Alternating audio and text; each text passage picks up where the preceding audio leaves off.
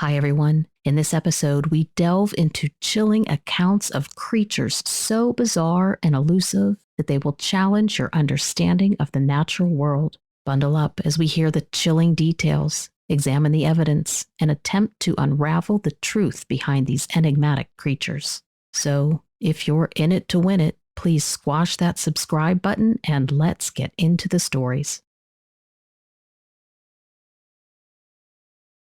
Spent some time working for a ranger station in the East Yellowstone area.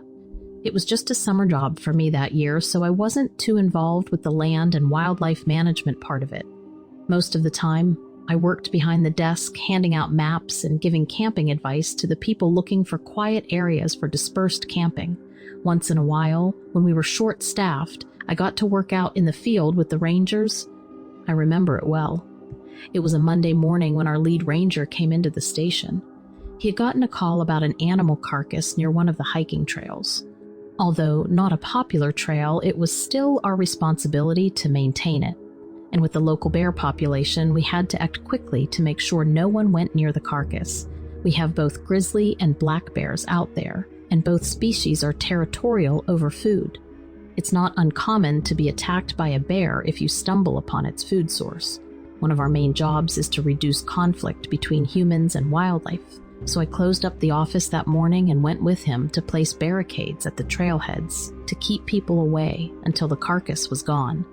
We loaded the side-by-side onto the trailer. The trail was rough in that area, not accessible by truck. Most mountain trails around here are. We closed the trail at the parking lot and posted notices, but my boss wanted to take a look at the carcass. He wanted to get an exact location of it, but I could tell there was something else going on, though he didn't say anything about it at the time.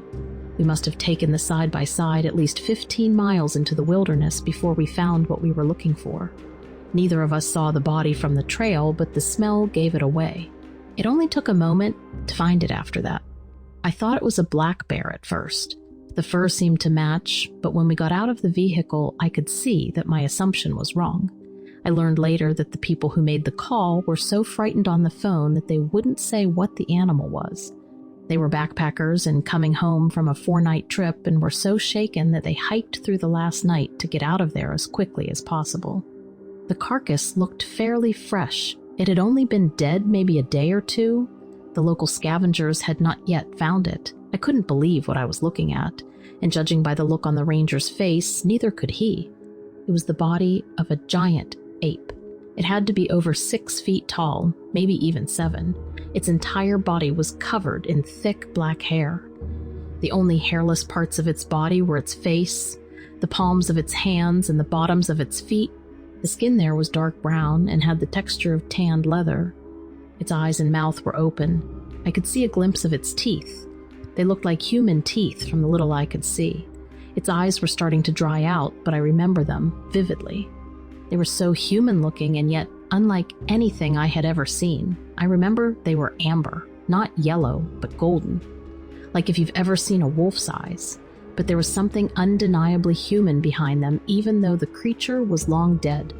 Normally, when we went to investigate a carcass along a trail, we would just record its location and check up on it in a week or two before reopening the trail to the public. But I knew we weren't just going to leave this thing here. We tried to move it towards the trail, but even with the two of us, we couldn't lift it, not to mention the overpowering smell that made it nearly impossible to breathe. We quickly abandoned that idea and tied a rope around its body and attached it to the side-by-side. We managed to pull the body out of the woods that way, but once we got it to the main trail, we were at a standstill. There was no way we could get the creature into the back of the side-by-side ourselves. We would have to go back to the station and get ramps and a winch. I don't know how much that beast weighed, but it had to be somewhere around 300 pounds at the bare minimum. We left the creature's body there for maybe 4 hours before we could get the equipment we needed to move it. We had maybe an hour of sunlight left, but we figured the winch would make quick work of it, and while we would likely be out on the trail after dark, we would be on our way back to the truck by then. However, when we got back to the place we left the body, it was gone. There were no other tire tracks at the location, and I can guarantee there was no way someone or even a group of people managed to carry the creature out of there. We searched the area for any signs of it, thinking maybe a large predator carried it off to eat later. Oftentimes, bears will cache their food for later, burying it or hiding it under leaves and branches. Luckily, bears don't make very elusive caches and are easily uncovered if you take a minute to look around. But we couldn't find anything.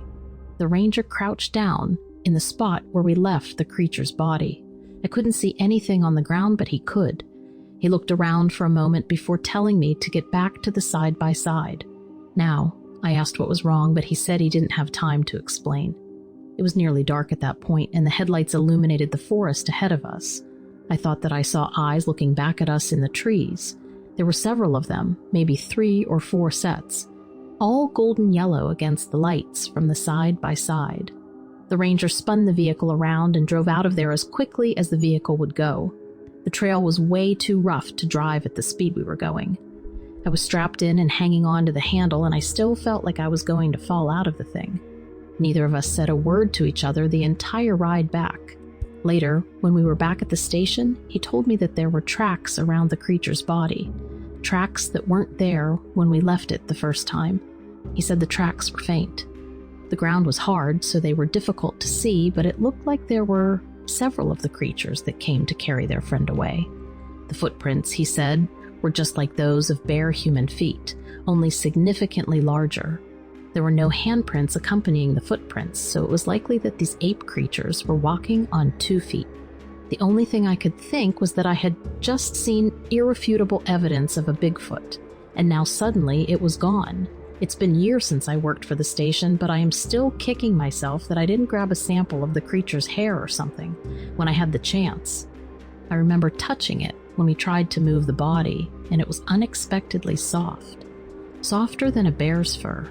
Sometimes when I think back to that day, it feels like some sort of dream.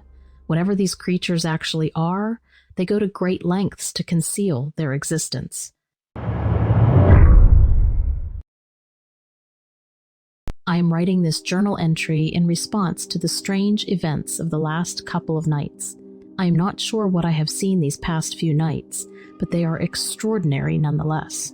3 weeks ago, I decided to make a solo backpacking trip into the heart of the wilderness in upstate New York. I stayed away from the trails because I wanted to get more in touch with nature. It was supposed to be a healing journey, which my therapist said I should do. Boy, I bet they won't believe what I will tell them in our next session. They will probably give me a one-way ticket to the mental health ward. However, I know what I saw, and it wasn't of this earth. I planned to backpack into the wilderness of the High Peaks region. I waited until after the close of deer season to avoid any hunters that may mistake me for a deer. After all, it has been known to happen. Since the season ends around the second week of December, I knew I needed to be prepared for the cold winter and snow. I would bring along a sled to help bring in all my supplies, such as a hot tent, stove, and other supplies. I parked at a public parking lot with a note indicating where I would be in case of an emergency. From there, I made the arduous journey into the heart of the wilderness. Progress was slowed by downed trees that seemed to grab at my sled at every turn. However, I strove onward. I stopped a couple of hours before nightfall to set up camp and cut some firewood for the night. I knew I wanted to get further in so I could relax. The first night was relatively uneventful. I made a cup of hot chocolate while I stared at the clear sky. The beautiful aspect of the wilderness is you don't have to deal with light pollution. You get to see all of the stars in their glory. Now and then, you see planes in the sky, but for the most part, the night sky is unmolested by man.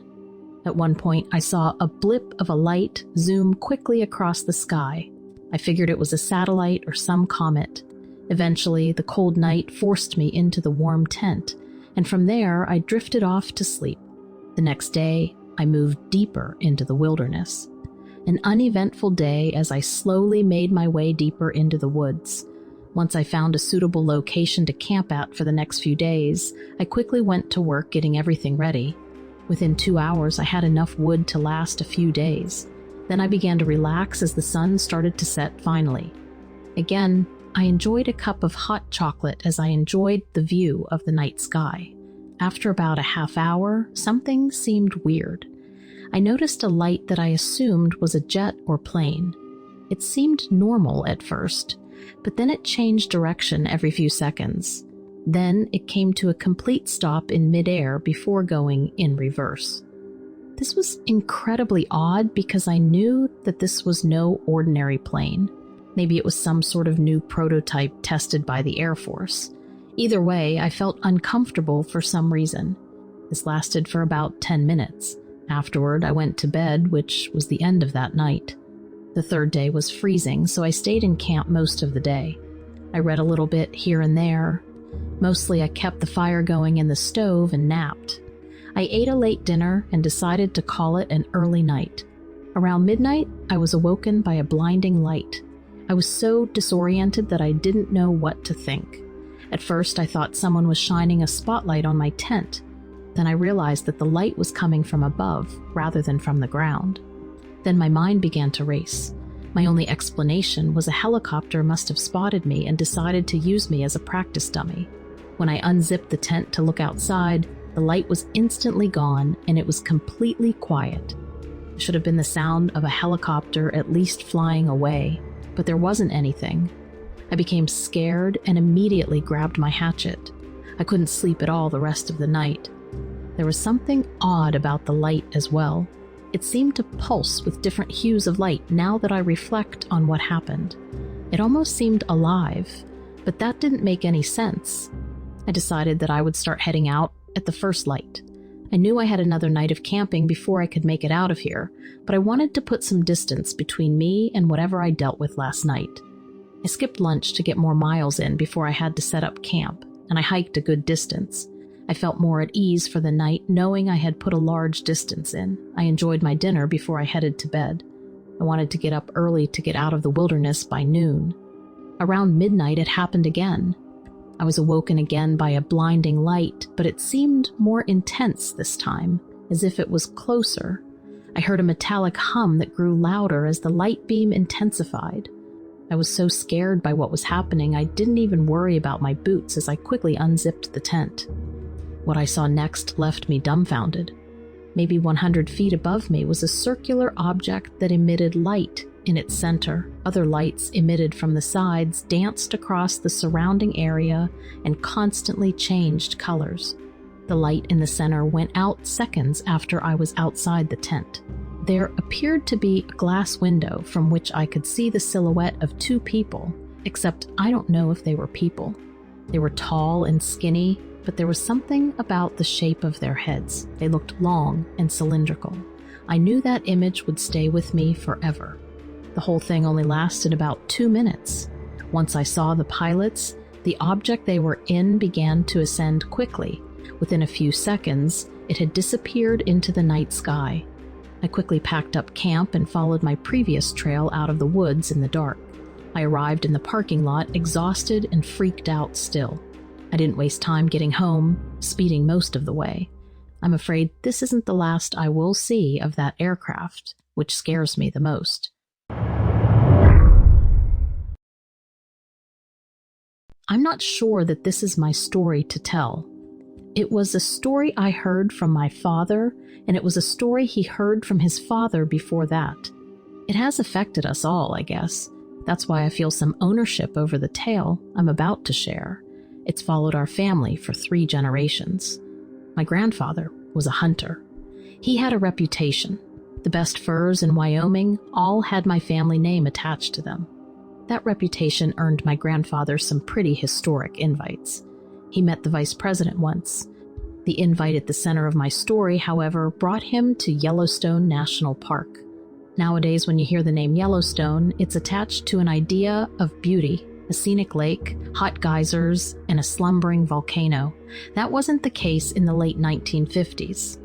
Mismanagement of the park and its fauna led to overpopulation and overgrazing. The vegetation was being stripped bare. Elk were especially problematic. The park district invited a few hunters to come into Yellowstone and deal with the elk. Hunting was permitted in Yellowstone at the time, so the act wasn't particularly surprising. It was the amount of death that shook the park district and jeopardized its relationship with the public. In the end, over 5,000 elk were killed. It was called an extermination. My grandfather was a part of that. His story wasn't about the elk, though. His story was about the thing that came out of Yellowstone chasing all that death. My grandfather had positioned himself in a clearing. He climbed a deer tower and enjoyed a 360-degree view of the area. It was only a matter of time before an elk came along. He missed his mark and hit the deer in the backside. The gunshot scared any other wildlife out of the area, and the injury wasn't enough to put the elk down. My grandfather decided to give chase. He followed the trail of blood through Yellowstone. Strangely enough, it seemed the elk had led him back to a larger herd. Branches were trampled and the foliage was eaten bare. My grandfather slowed down. He was more interested in surveying the massive herd than he was in pursuing the single elk he'd hit. He was careful and quiet in the way that only hunters can be. When all the tracks he was following began to converge, he was certain that the herd of elk was waiting for him just through the next tree line. He pushed forward. When his vision penetrated the wall of chewed greenery, he came upon something else. There were no elk. There were signs that they had slept there. There were more grazing patterns and tracks around the perimeter, but there were no elk. It appeared that the herd had gathered there, walked tirelessly in a circle, and then vanished. He returned the rifle to his back and began to investigate. When the sound of a snapping tree branch came from nearby, he looked. He saw what looked like an elk's rack shifting among the trees. Then came its face, the head of a large bull with deep, dark eyes set in the back of its skull. My grandfather described this part better than me. He said the animal, while its body was still obscured by the forest, looked into him. He said those dark eyes glimpsed his soul. He described the light changing overhead, as time seemed to blur, and he became snared by the gaze of the animal. Eventually, the elk came forward. What stepped out of the tree line was no living animal. Below the neck, the elk's body was gaunt. Its fur was matted and patchy. When it entered the den, it stood upright. It stood at least 12 feet tall, as my grandfather described it. When it shifted and lurched, he could see its tight skin dragging against its bones underneath. He said he felt it judge him. He heard a voice in his head, something that challenged the very purpose that had brought him there. He said, looking at the beast, that he knew immediately that he needed to stop killing. My grandfather told my dad that he knew immediately hunting would lead him down the same emaciated path that had starved this creature. He said he knew he would become something like the monster he was staring at. Then, according to my grandfather, the beast wandered back into the woods. There were no elk left there for it to consume, he said. It moved on to find a meal elsewhere. My grandfather only killed a dozen elk that season. Out of the 5,000 total, 12 isn't very many. The monster he saw forgave him for that dozen. My family hasn't picked up a gun since. My father swore that he'd never touch a firearm, and I had no reason to. The hunting itch was out of our blood by then. We all know of the monster, though. We've all had that creature described to us with such detail that we never once considered going back on my grandfather's words. We all understand that lifting another rifle, taking another life, will invite whatever curse had deformed that thing. Then it will be us wandering in the woods, searching for our own kind. We never heard of any other sightings. None of the other hunters who came out of Yellowstone were changed in the same way as my grandfather. That massacre would lead to widespread change in the park district, though. Maybe there was enough death there to scare the hunters, even without the glimpse of that creature to motivate them. I hear that Yellowstone is beautiful now. Like I said earlier, it's all geysers and lake beds now. I think I'd like to see it. I'd like to see the place where life was able to grow back. But the last thing I want to see is that creature. What if it decides it isn't looking for elk anymore? What if it decides that letting my family go was a mistake? On the night I had my brief encounter, it was unusually slow.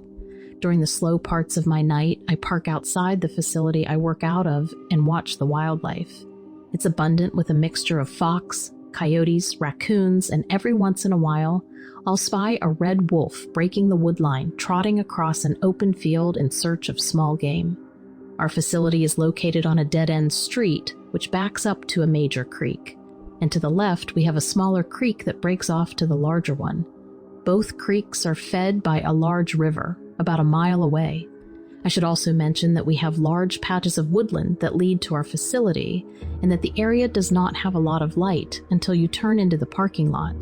About a week prior to my encounter, I would sit at the end of the road to complete my paperwork and wait for the next call to come. As I parked there, I would get a sense of being watched.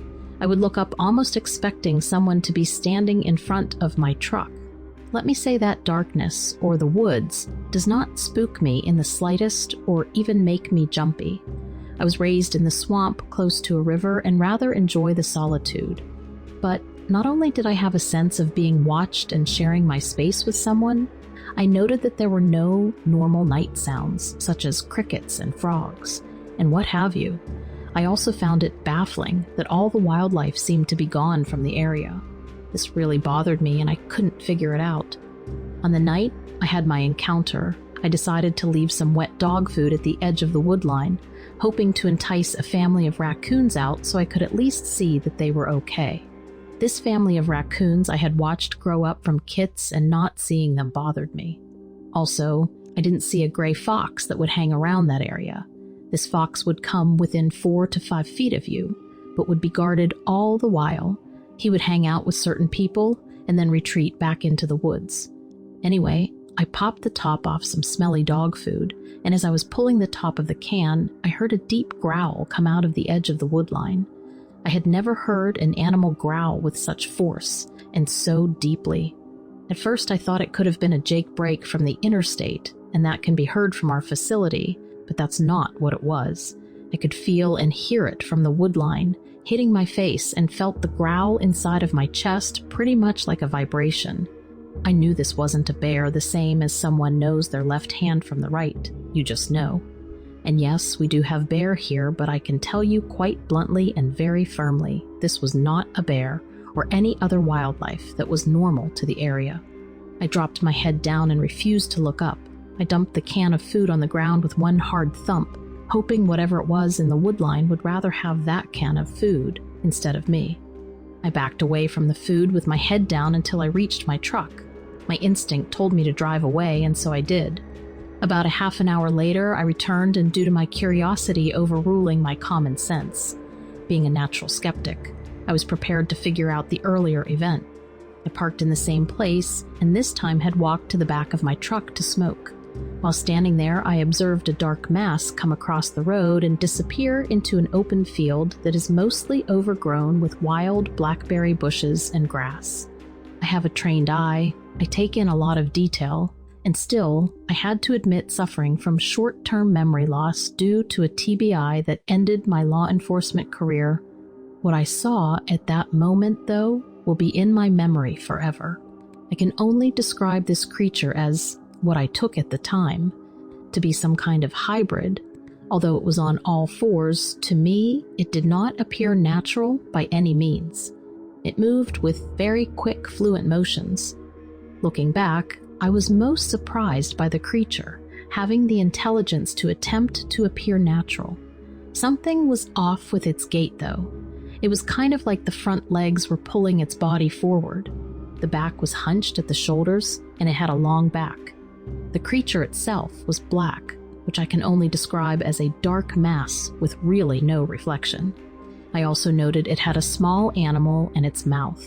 The strange part was that I could see the definition of most of the small animal compared to the darkness of the creature that I now believed to be a dogman. The snout was long, but fit its body. What struck me most were its ears. They were folded back, like you might see on a Dutch Shepherd or even a German Shepherd.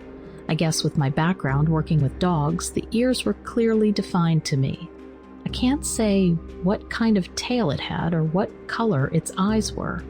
I just know it was there one minute and gone the next. When daylight came, I looked for tracks but listened to my gut and did not enter that field looking for it. The ground leading down to the smaller creek was covered in grass, and what dirt was there was hard. I was left baffled, but more amazed than anything. I sat on my experience for several months. I didn't tell anyone about it. I then started searching the internet for what I had seen. I guess in my mind, I wondered if it was some type of hybrid creature created by man and had somehow escaped. I found several sites on the internet, but none seemed to come close to what I had seen. Nothing until I came across a picture of a supposed dogman. If you take what I saw and stand it upright instead of being on all fours, that's what I saw. Without a doubt, I'm pretty sure this dogman was a young adult, but it wasn't overly massive. What I ponder the most is the fact that the dogman had to catch my scent before clearing out the woodline. I know scent. I know how it works. The dogman knew I was there before coming out of the woods. I suppose that will be the answer I will never have. After a few months of just keeping my experience to myself, I spoke with a few of my coworkers. Of course, they told me it was a bear or a large wolf, but they did acknowledge that the wildlife had disappeared for a while. I was told to share my story, but I think it was only so my coworkers could get a good laugh at me behind my back. I stand by what I saw, although I don't speak about it much because of people like them. As I write this, I'm once again on the night shift, parked in the same spot where I had my encounter. I'm pretty sure that dogman has left the area. Wildlife is back and the night sounds are all around. I guess I will always wonder if it will come back again, but I can't say I will ever walk in the woods at night again by myself looking for animal tracks. I just got back from a week-long trip to Florida. I and my fiancé were visiting her parents who own a home down there, and I was hoping to get a fishing trip in with her father, Jim, while I was there. The Everglades aren't too far from where they live, and her dad owned a small boat, and since he's retired, he spends a good deal of time taking it out on some of the local lakes. I ran the idea of fishing the glades past him, and he seemed to be just as excited as me. Despite being in the vicinity, he had never actually fished there. Well, a few days after we got there, we made arrangements and set out in the early morning, towing his boat behind us. It wasn't one of those boats from the movies, you know, with the big fans. It was a nice little 14-foot tracker, which was perfect for the narrow waterways. We're both kind of anti-technology. YouTube videos and computer solitaire is the extent of interest. So like fools, neither one of us brought a satellite GPS, and we left both of our phones in the truck. Anyway, we got to the glades and got the boat in the water at about 9 a.m. We planned to fish until 2 or so, and then head back home and be there in time for dinner. We hadn't planned on getting lost. It was a blast at first. We saw a few alligators, which I had never seen in the wild. We stopped to fish a few times and even caught a few largemouths each. I guess it was around 1 p.m. when we figured we should start heading back in the direction we had come. We were both adept at navigation and kept aware of when and where we had turned, but it didn't really help. We had seriously underestimated the labyrinth of channels and canals, and it didn't take us long to realize that we had gotten lost in the maze of the Everglades.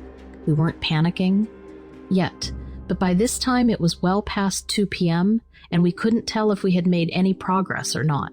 We had just come around the turn of yet another channel when I saw something bizarre. Something that had been standing along one of the banks dove into the water just as we made the turn. I only caught a glimpse of it, but it had been standing upright on 2 legs and had a green, scaly complexion. I convinced myself that it was just an alligator, and maybe the sun had caught it at a weird angle. Besides, we had bigger problems. The sun was getting low in the sky. We hadn't seen a single other person. We didn't have much water, and we were still completely lost. I really regretted thinking I was macho enough to not need a GPS. A few canals later, I happened to turn around and caught sight of something in the water right behind the boat. It looked like an alligator, but it was moving way too fast, and it was speeding directly toward me. I was in the back, on the motor, and I gunned the throttle in surprised response. A bunch of things happened at once. Not expecting the sudden shift in speed, my soon-to-be father-in-law fell back against the side of the boat and tumbled into the water. At the same time, the creature that had been tailing us rose out of the water and lashed out toward me with a set of razor-sharp claws. When I say rose, I mean stood up on 2 legs, like a human would. Gunning the engine is probably what saved me as the swipe fell short. I burst forward a few feet and got a good look at this thing. The water was around 5 feet deep here, and this thing was standing up, the water line around its waist. It had a pair of thickly muscled arms, each sporting one of those clawed fists that had almost decapitated me. Greenish-black scales ran the length of it and terminated in a flathead jaw opened, bearing 2 rows of serrated teeth. I saw Jim hit the water and immediately start splashing around. I knew he could swim, but being launched from a boat into alligator-infested waters is probably the kind of thing to cause you to panic. The only problem was that this thing was between me and Jim. I couldn't leave him, and I couldn't get around this thing. There was no room. I'm not saying I'm brave, because I certainly didn't feel courageous in the moment. But I turned the boat around quickly, twisted the throttle as far as I could, and charged. The bow of the boat lifted into the air, and I couldn't see past it. But I felt an impact, and the boat shuddered, almost tipping to the left. I let go of the throttle and pulled up alongside the frantic Jim and grabbed onto his arm. I started hauling him in and looked back over my shoulder. The wake from the short burst was lapping against both sides of the channel, and thick rings of water flowing away from where I guessed the creature had been. It was nowhere in sight. I brought Jim into the boat and not to gently threw him to the deck, plopped back down next to the motor, and sped away up the channel. We didn't see the creature again. After a few hours, we eventually ran into a group of guys who led us back to the boat ramp. We were only about 20 minutes away and had pretty much been going in circles the whole time. We each had about a dozen missed calls from his wife and daughter. I think Jim was pretty upset with me, but eventually he came around and laughed it off. He had never actually seen the thing and thought that I had just overreacted to an alligator, but I know that it wasn't. Alligators don't stand on 2 feet, and they don't attack with their claws. I don't know if it's a species of animal that hasn't been encountered yet, or a weird human, alligator hybrid, but whatever it was, probably shouldn't exist.